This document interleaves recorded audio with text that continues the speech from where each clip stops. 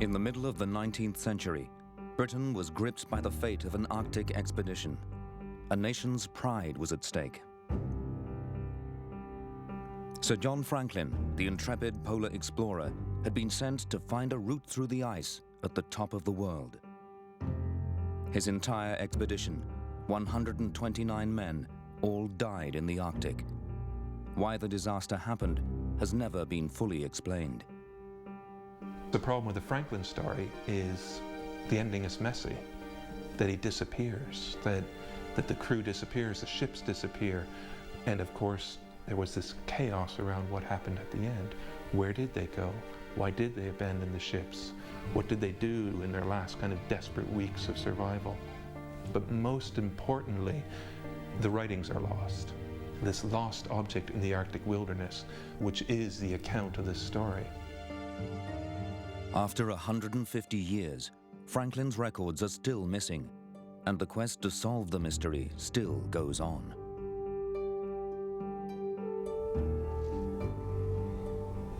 Every year, Franklin searchers head north hunting for clues. Some trying to find Franklin's ships, others looking for graves hidden in the ice. The desperate fate of the Franklin expedition has become an international obsession. But so far, all the searches have failed.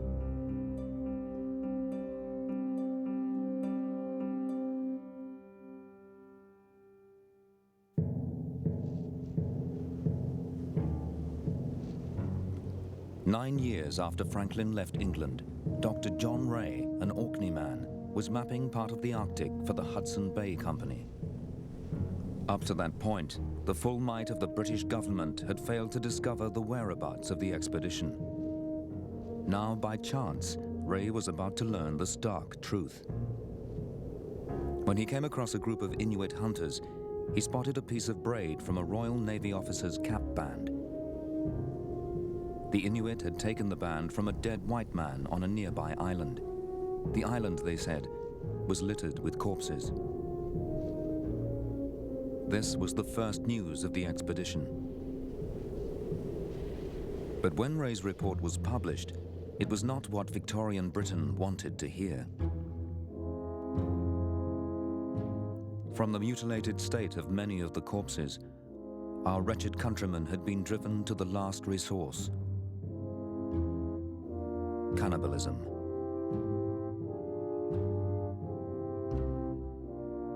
Sir John Franklin had left England a national hero. The expedition had been the largest ever sent to the Arctic.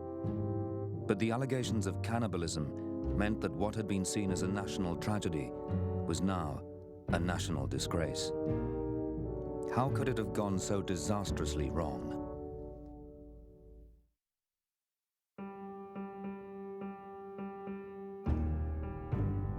King William Island is a barren wilderness in the Canadian Arctic. This is where the Inuit told John Ray that they had found the corpses of Franklin's men, and this is where they saw the evidence of cannibalism. Franklin's men had ended up in the middle of nowhere. The Arctic then was the equivalent of deepest space today. Most of the year, King William Island is imprisoned by ice. Even in the brief summer, the ice still clings to the shores.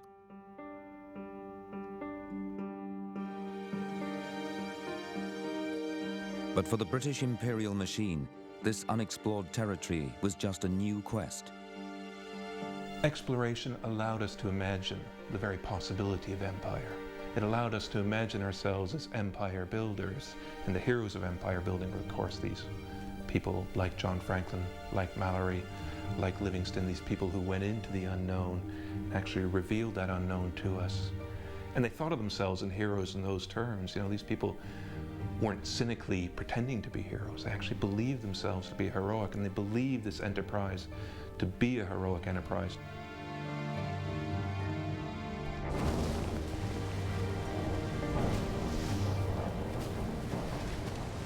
Since the 16th century, the British had been looking for a way through the fabled Northwest Passage to get to the riches of Asia across the top of the globe. Now, with a whole navy to play with, nowhere was out of bounds, not even the Arctic. The Royal Navy was fighting the environment because there were no more enemies left to fight. They were undoubtedly the largest and the most successful fighting force on the planet. If they were going to show off their skills, their daring and their professionalism, they'd have to come to somewhere a bit more extreme. They'd have to take it to the very edge.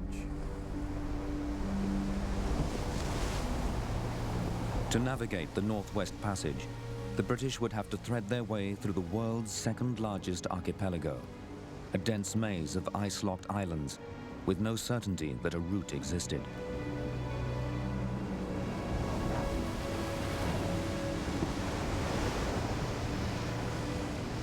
There's been a fascination with the Northwest Passage since the first European explorers tried to get across North America.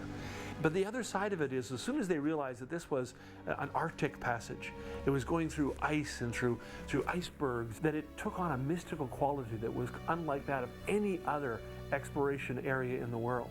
This was the ultimate test of the ability of science and technology to actually go where human beings desperately wanted to go.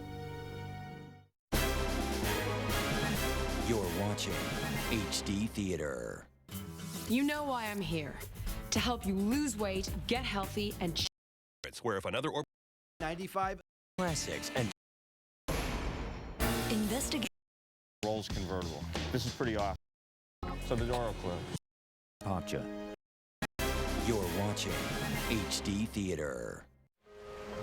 In May 1845, John Franklin's 2 ships were towed along the Thames to Greenhithe, ready for departure.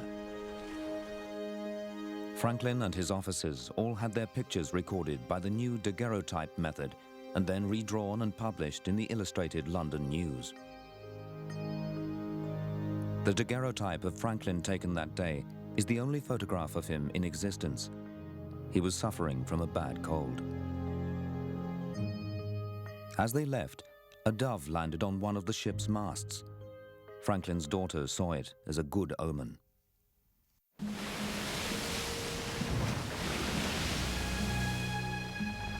The expedition headed for Baffin Bay, the sea route to the Arctic. The crew sent letters home telling how the devout Franklin banned drunkenness and swearing on the voyage. Franklin wrote to his wife, saying his cold was better. At Disco Bay, off the Greenland coast, a handful of men judged unfit for the voyage were sent back to England. They were the lucky ones. Franklin's expedition was last seen moored to an iceberg. Then they disappeared. The mystery had begun.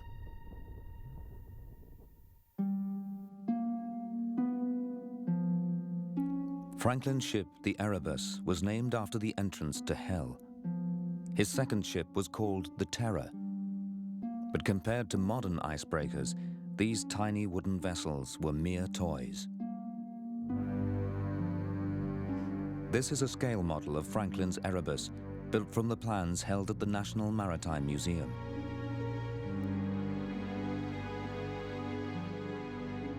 The Erebus and Terror had steam engines fitted, so the model has an electric motor to provide the equivalent speed of 4 knots. The model Erebus is being tested in a tank used for designing icebreakers, with the ice scale down to the same as that of the model, 30:1.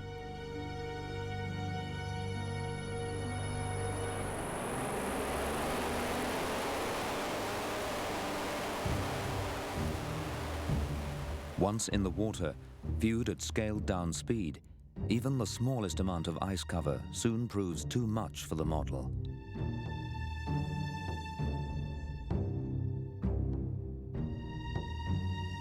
It makes no difference if the model is powered by sail or propeller. According to these tests, Franklin's ships, even with steam engines fitted, were quite simply inadequate.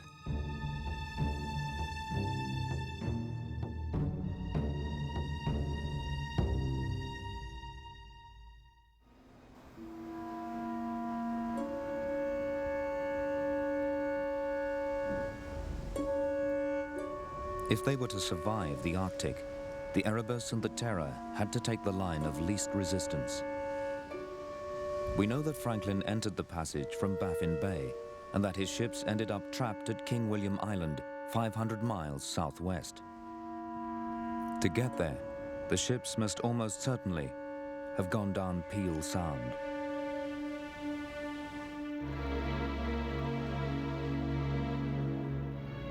Franklin was now heading into completely unknown territory.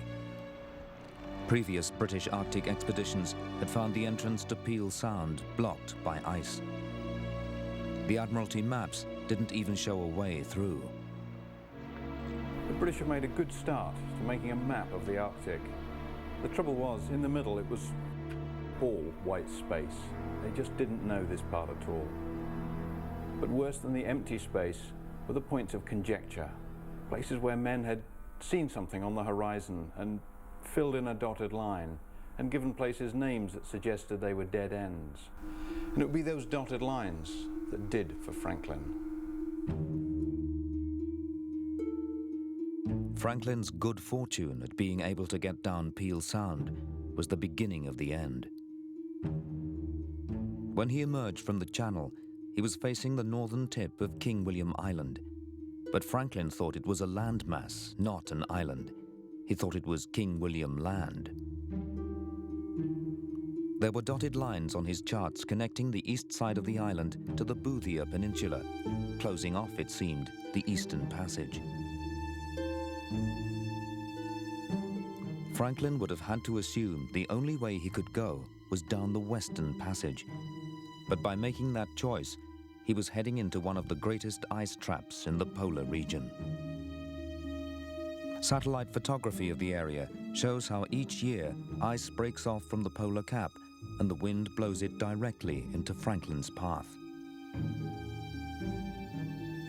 Certainly, we know that various people had thought that the King William Land at the time was continuous with Boothia.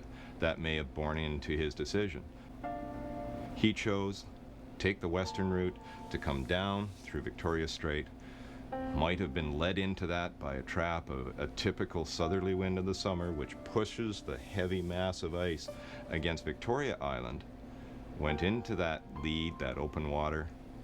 Winds change, and he was trapped in the ice sink.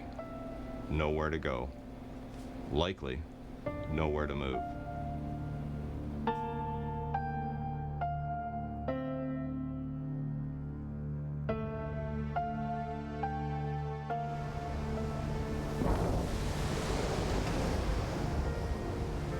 I think the Arctic as a place, it's uncontrollable. It says it again and again. You can't control me, I'll do what I please. And one of its major agents in this kind of movement and this kind of expression is the way water works, the way ice works, and the way the movement of the currents of the sea go. I mean, there's something so fundamentally powerful about that. It's like the movement of our blood in our bodies. Without it, there's no life. There's life in the Arctic, and it expresses itself in ways in which we can't control. On the 12th of September, 1846, the Franklin expedition was trapped. All they could do was wait till the summer for the ice to release them.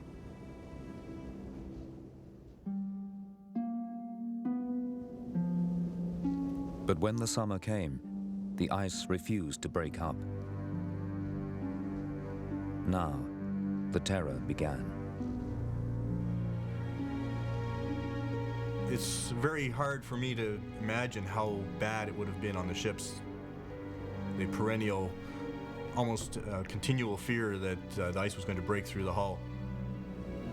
They were undoubtedly not upright.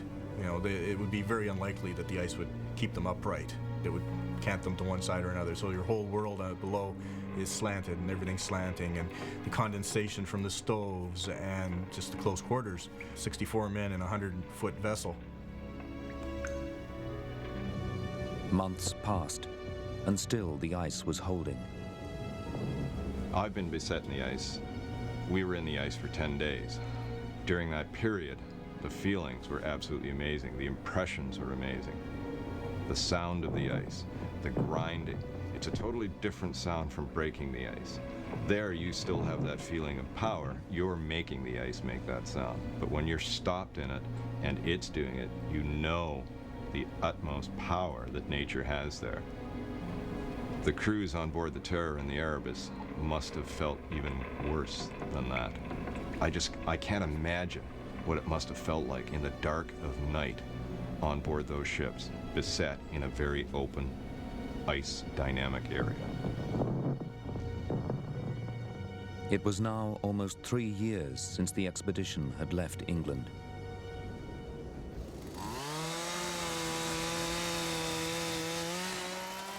No one knows the fate of Franklin's ships. Did they just sink, or were they crushed to pieces by the ice? David Woodman is hoping to find either the Erebus or the Terror. He believes the ships are still intact, and that if his team drills enough holes, they'll find them. Ideally, it'll be a treasure trove for historians and archaeologists because copies of the logs of the expedition would have been left on board. It's based on the Inuit stories. The Inuit stories are consistent in pointing us to the west side of the Adelaide Peninsula, which is the area we're at now. But that's 600 square miles. We're looking for a target that's 100 feet long in a 600 square mile area. Woodman is using sonar to peer under the ice. He's been coming to this area to search for the Erebus and the Terror since 1992. Okay, there's something to the south of where we are, but it's too long to be the shipwreck. Looks like it's rocks. The Inuit were very specific about where the ships came to rest. One came to rest off the west coast of King William Island. The Inuit found it frozen in. They went away, and when they came back, the ice had broken up and only the mastheads were above water.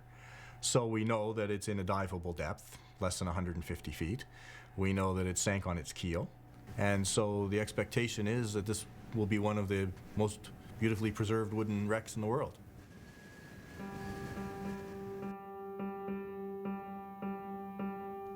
The Admiralty were not expecting to hear from Franklin for at least 2 years. But after 3 years, they decided to act. The confidence of the period is captured in a magisterial painting of the Arctic Council.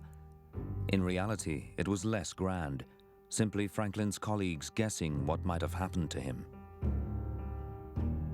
But they soon had a plan. 3 expeditions were dispatched, one approaching the passage from the west, one from the east, and a third overland. How could they fail?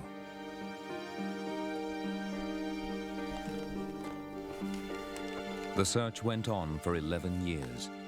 It cost in today's prices £30 million, the biggest search and rescue mission in history. In all, nearly 40 ships were dispatched. Britain was fixated on finding Franklin.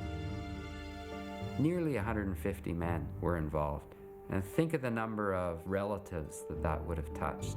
The number of people in England who would have known someone who had a child or a parent on board one of those 2 ships.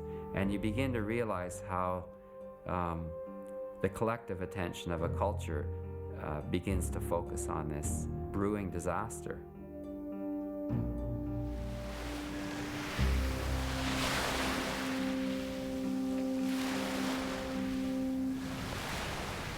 In 1850, the Admiralty search missions made a discovery. At Beechey Island, near the entrance to the passage, they found evidence that Franklin had spent his first winter there. They discovered a workshop, a storehouse, and the graves of 3 of Franklin's crew. The men, 2 sailors and a marine, had been carefully buried in the permafrost. But there were no clues to what had gone wrong. Beechey Island was a great disappointment. Franklin had been here for the winter. He'd buried 3 of his men, but he didn't leave a single word detailing where he was going or what he was doing. And this would be the pattern. The Franklin search was bedeviled by attempts to understand fragmentary pieces of information that just didn't fill in the story.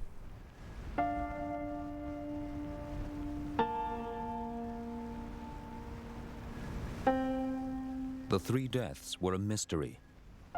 Why had these 3 men died so soon on the voyage? Compared to previous Arctic expeditions, this was already an extremely high fatality rate.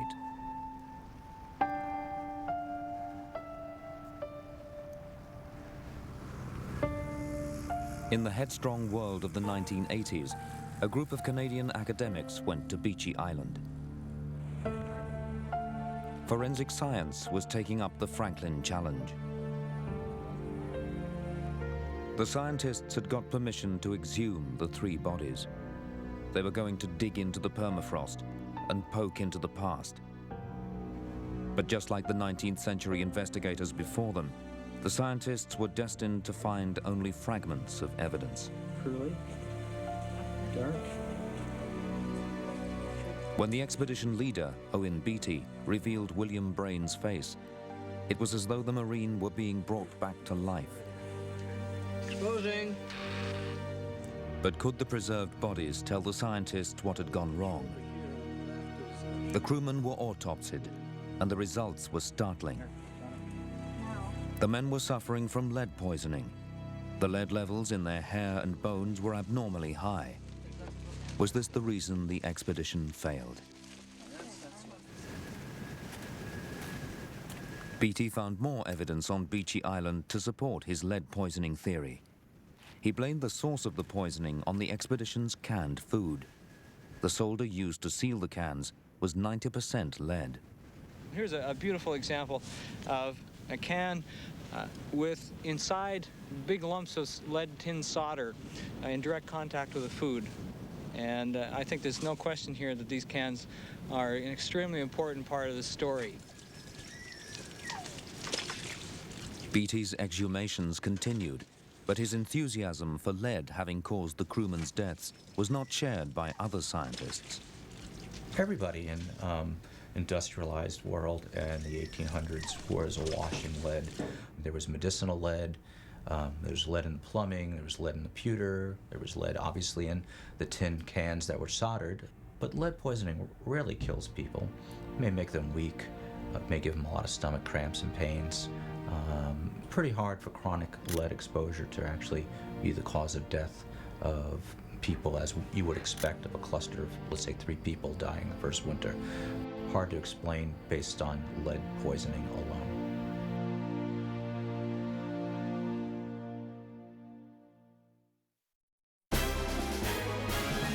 You're watching HD Theater. World Rally Championship returns to HD Theater. Watch the world's best drivers race against the clock on the most grueling courses on Earth. Don't miss a turn with 3 nights of coverage, starting with an ice-packed rally in Sweden. So the snowbanks are very, very soft because it's so cold that the snow is like powder. The two to defrost a natural juice image super wave oven. Fit. All new Tuesday at 10. Only on Investigation Discovery. Next time on Fight Quest, after all the blood and sweat. 1957. You're watching HD Theater.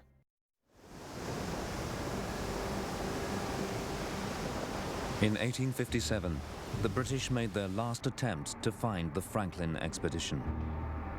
By then, John Ray had already brought the news that the men were dead. But now, everybody wanted to know why. At Victory Point on the northwest coast of King William Island, the searchers came across the first uncontested evidence in the whole Franklin story. Finally, they found a document. But even this breakthrough was only going to add to the mystery. It was not going to solve it. The first entry, dated 1847, told where and when the ships had got trapped, and then added optimistically, all well. But around the edge there was a second message, scribbled 10 months later. It starkly revealed that Sir John Franklin, along with 8 officers and 12 men, had died while the ships were trapped. The survivors had set out for the North American mainland. This document is in many ways more important to the Franklin myth than anything else because of its very intangible quality. You can use this to build your own version of the Franklin story. Franklin's dead. What did he die of? We don't know. 105 souls come ashore. The rest of them What killed them? We don't know. So it's one of those documents that opens everything up and closes almost nothing. What the document did make clear was that when the men reached Victory Point, they were without their leader. Sir John Franklin was not going to be part of the macabre ending to the expedition. To this day, Franklin's body has never been found.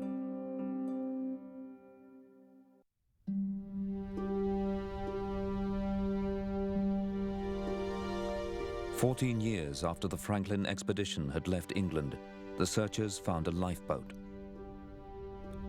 When they looked inside, there were 2 corpses, the first complete, but the second so badly mutilated, it was unclear what had caused the mutilation.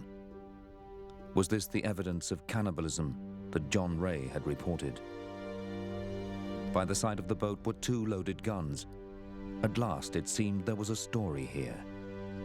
But as they searched the boat, all they saw was a strange collection of objects. The only food they found was chocolate, 40 pounds of it. There was a copy of the novel, The Vicar of Wakefield, and nearby, brass curtain rods. Odder still, the boat was not heading towards the North American mainland, but instead pointing back towards the trapped ships. The expedition had hoped to return to England with answers, but instead, they went home with more questions.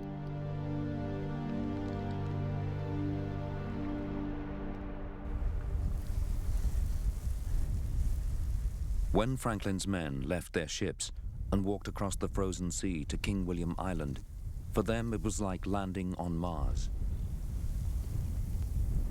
This is probably the worst place in the whole world to end up on the beach without your ship, with 120 men who need to be rescued, who need to get somewhere.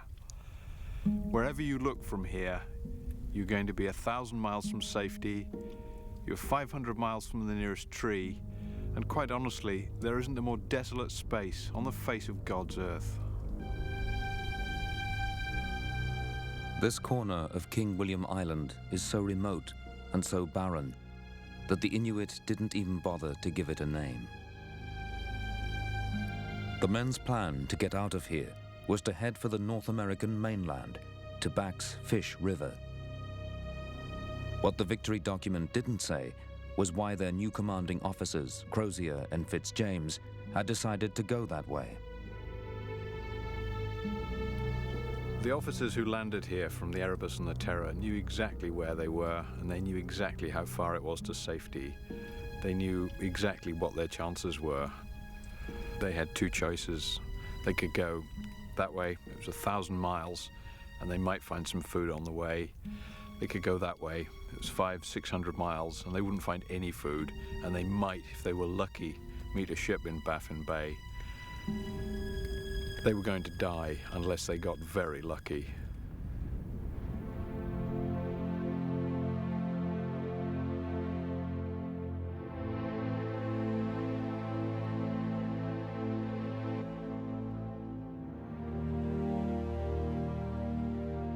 The men were using sledges to haul their way out. This was standard Royal Navy procedure. The sledges were loaded with everything they would have needed to get to safety, 1,000 miles away. You're talking about pulling sledges of 7,000, 8,000 pounds. Now, I have pulled sledges in the Arctic of 300 pounds and in the Antarctic of 480 pounds, but of course they're compact, they've got nice non-stick runners that don't freeze very easily to the snow every time you stop, and you can move that sort of load at a huge cost. And we've measured the cost and come up with costs of over 10,000 calories, in fact over 11,000 calories every single day.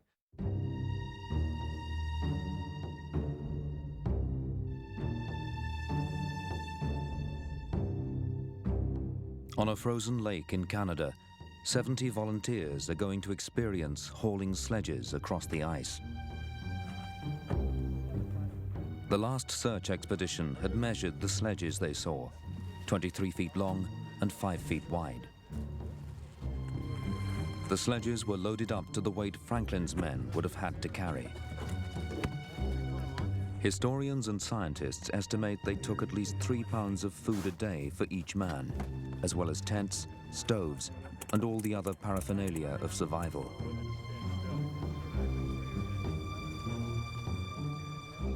The sledges were prepared for 40 days' travel, making each sledge weigh over 8,000 pounds. Let's go, East!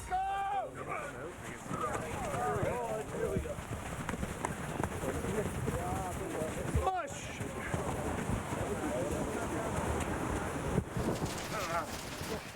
The sledges were hauled by Royal Canadian Mounted Police cadets. They were not stranded at the edge of the known world.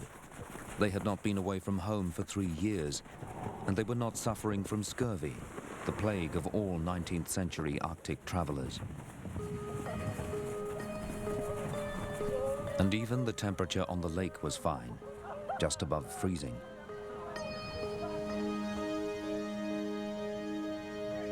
At first, the cadets saw the sledge pulling as a game and ran at everything.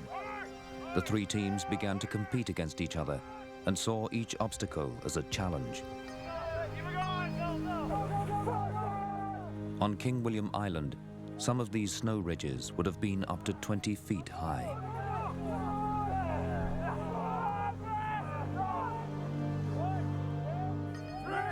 In the end, to get one sledge out of a small pile of snow, it took all 3 sledge teams, over 70 men, pulling and pushing. 1, 2, 3! Yeah! Yeah! Oh, you okay?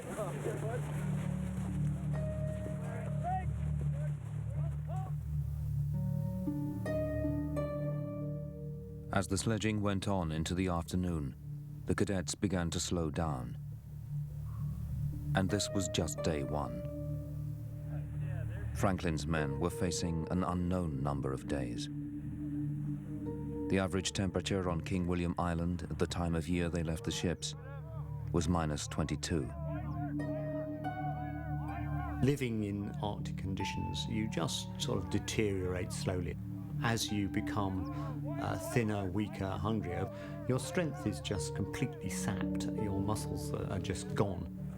And things that you could do when you were fit and strong become almost impossible tasks. The amount of food the men had with them was woefully inadequate for the energy they were expending. The hunger would have become paralyzing.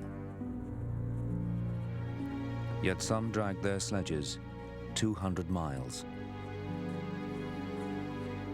One of the most consistent reasons people give in terms of struggling to survive in very difficult situations is returning to loved ones. That seems to be almost the most important reason. Thinking about your loved ones often preoccupies people's thoughts, and it gives them a reason to keep hanging in there, a reason to not lose hope. The cadets covered just 4 miles in one day. Everybody was getting tired, irritable, cranky, hungry, and the thought of doing this again another day was just unfathomable. And have to do it for 30, 40 days, knowing your life depended on it, it would be, I don't know, couldn't grasp the idea of doing it. So, especially if they're like suffering from scurvy, malnutrition, being stuck on a boat for 3 years, probably irritated with each other already, it'd be quite the event.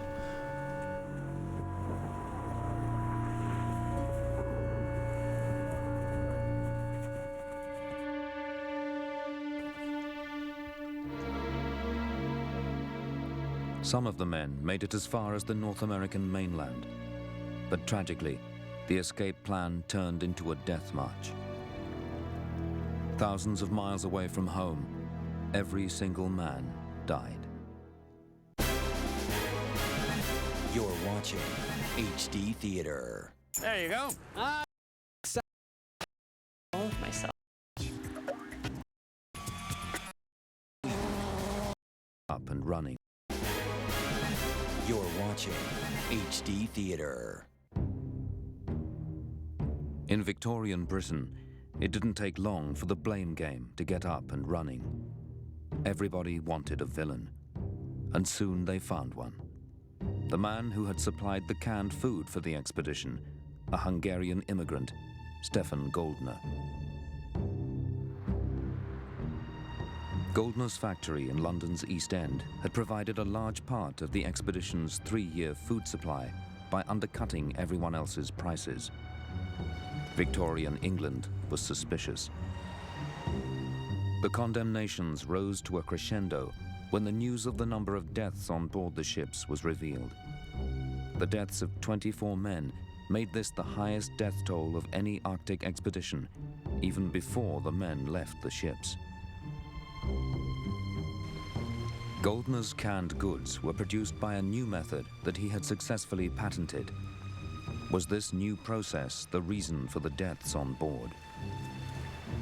I'm most impressed by this patent. It was certainly a technical innovation of its time. In the 1840s and 50s, they did really have some quite severe problems in being able to heat food to the right temperature in a can in order to preserve it.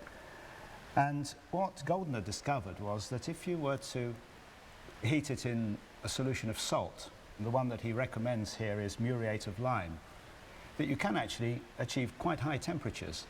And having done the experiment ourselves, we've been able to show that you can achieve temperatures easily as high as the temperatures that we now use for the sterilization of food in cans.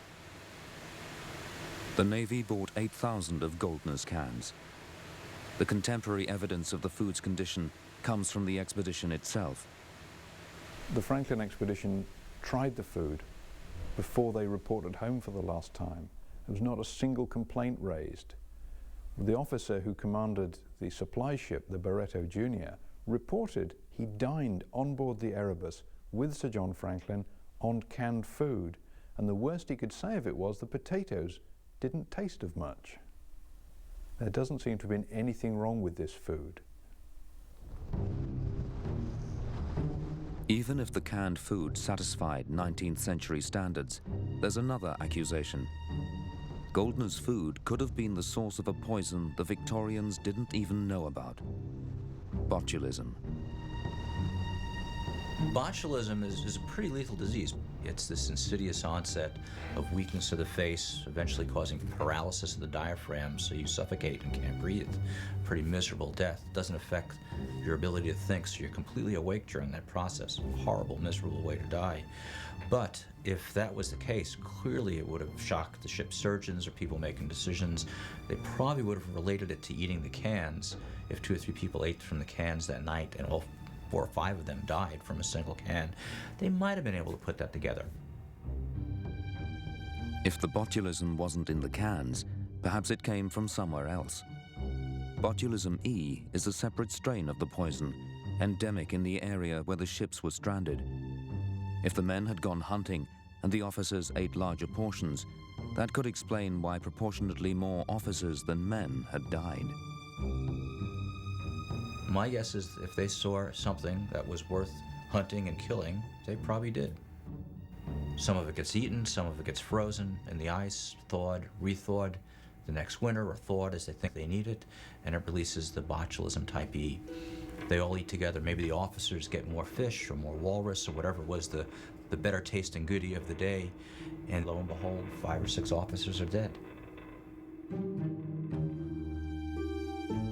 Botulism E may explain what killed the men on the ships, but there is no evidence. Nor is there proof that it was Goldner's food, nor lead poisoning from the solder. All these are simply theories. You're watching HD Theater. Next time on Fight Quest, after all the blood and sweat. Theater. In the 19th century, as the failure of the Franklin expedition hit home, the blame game turned to the Inuit. British society could not accept that savages could tell the truth. But in 1860, an American newspaper editor in Cincinnati abruptly left his family and his job and moved to the Arctic. Charles Francis Hall was fanatical about finding the Franklin expedition. He was definitely a slightly unbalanced character. He believed that he'd been called by God to rescue Franklin survivors in the 1860s, decades after anyone would rationally expect Franklin survivors to be alive. And he went up with a very strong preconceived idea of what he was going to learn.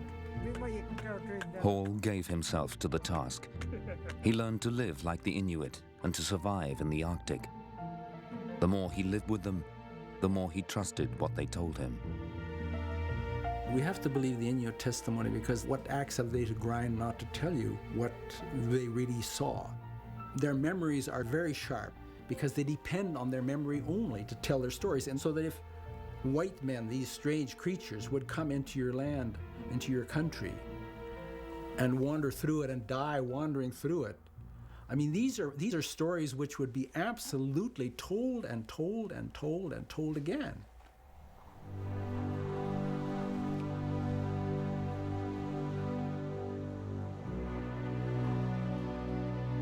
Hall took meticulous notes of what he heard, and each time the testimony reinforced what John Ray had reported in 1854. Franklin's men had resorted to cannibalism. The Inuit told Hall about the piles of skulls they had seen, the long bones broken to get at the marrow.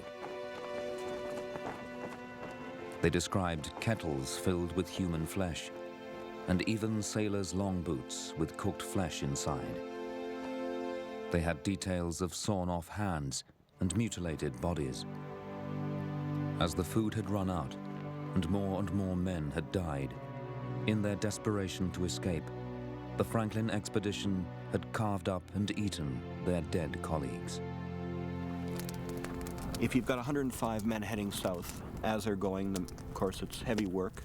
They come to the point where some of them can't walk. What do you do with those men? You start to load them on the sled. The sleds get heavier instead of lighter. Eventually you have to stop and put all these sick men in one place and make promises to them that you're never going to be able to keep, like I'm coming back for you at some stage. So I think all along the coast we have little pockets of men that were very ill, put up in tents, waiting for help that never came. In that type of a situation, people will resort to anything. I mean, in the end, when the food runs out, they'll be eating the dead. I mean, that's just something that happens. Inuit testimony says the main death camps were at Terror and Erebus Bays, but the Victorians saw this as a matter of honor. Cannibalism was something savages did, not the British.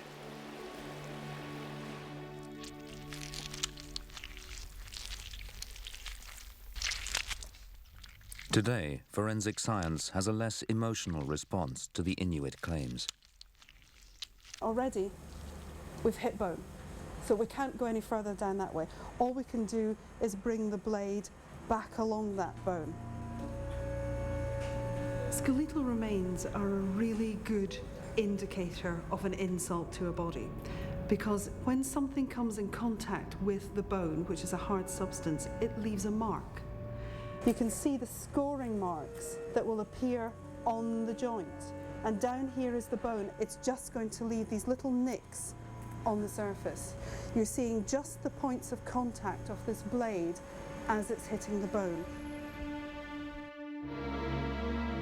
In 1993, a Canadian team went to one of the death camps.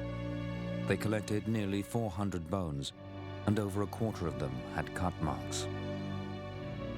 These particular cuts had very sharp, straight edges, and they had V-shaped cross-section, which is indicative of cuts made by metal blades.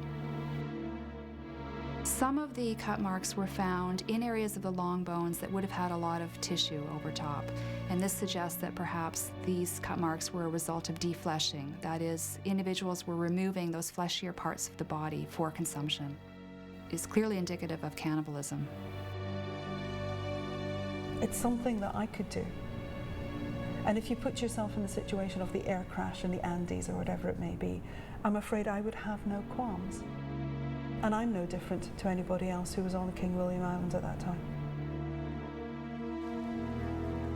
John Franklin was not tainted by the cannibalism, as he was already dead, but his expedition was. In 1866, just off Pall Mall, a bronze statue was unveiled. The Victorians were dealing with the dishonor by ignoring it. Instead, they credited Franklin with a feat he had not achieved. Here, for all to see, was the grandiose claim that Sir John Franklin had discovered the Northwest Passage. The cannibalism, of course, was not mentioned. A masterly phrase, "They forged the last link with their lives," was how the Victorians justified their claim. The bodies of the men found on the North American coast showed that they had walked the Northwest Passage.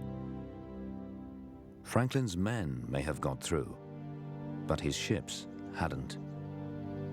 Franklin represented one of the first signs that there were, in fact, limits.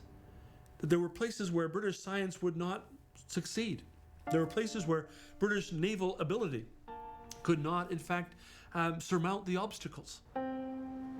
A sign that there were costs associated with being the kind of British Empire they had always been.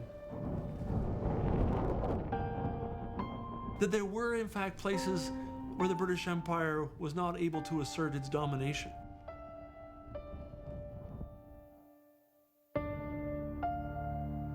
In their battle against the Arctic, the British had lost. But without the evidence, we'll never know if Franklin himself was to blame. His reputation to this day depends on who is telling the story. What we do know is the evidence is locked in the Arctic. And that's what has kept the mystery alive. The dream of making the story complete. Almost psychologically, or in our myths of storytelling and nationhood, there's got to be a tin box out of there. It's too beautiful not to be a tin box. Imagine a tin box somewhere under feet of Arctic ice, buried beneath the permafrost, is this book in which the whole truth is revealed, in which the whole mystery is solved. It's too beautiful a possibility to deny.